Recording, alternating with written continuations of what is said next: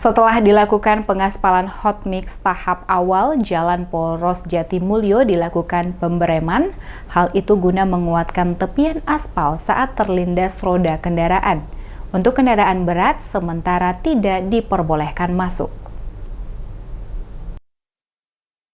Jalan Poros Jatimulyo mulai dilakukan pembereman. Dilakukannya pembereman usai dilakukannya pengaspalan hot mix tahap pertama.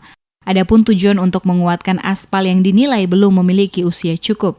Kendaraan besar termasuk mobil untuk sementara belum diperbolehkan melintas di jalan tersebut, sebab hal itu bisa menyebabkan goyangnya aspal hingga sebabkan bangunan tak bertahan lama.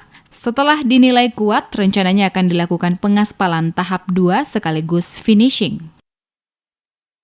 Untuk pembereman di Jatimulyo ini mulai dilaksanakan lagi, Bapak? Ya betul Mas, mulai dilaksanakan pagi ini untuk yang rute dari Ngelambangan sampai Pertigaan.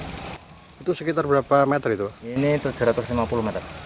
Ini untuk pengaspalan tahap berapa? Ini masih tahap 1 Mas, ini masih ACBC. Nanti setelah ini baru yang lapis kedua yang disebut dengan ACBC. Oh, untuk finishing itu ya? Ya. Ya. Ini masyarakat dengan adanya pengaspalan ini masyarakat dah bebas untuk beraktivitas ini ya?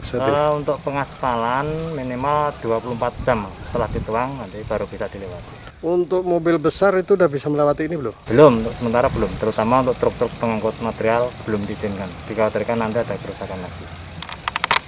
Meski belum kuat untuk kendaraan jenis roda 2 diperbolehkan melalui jalan aspal tersebut, diperkirakan dalam waktu 3 hari ke depan, Jalan Poros Jatimulyo baru diperbolehkan dilalui kendaraan roda 4.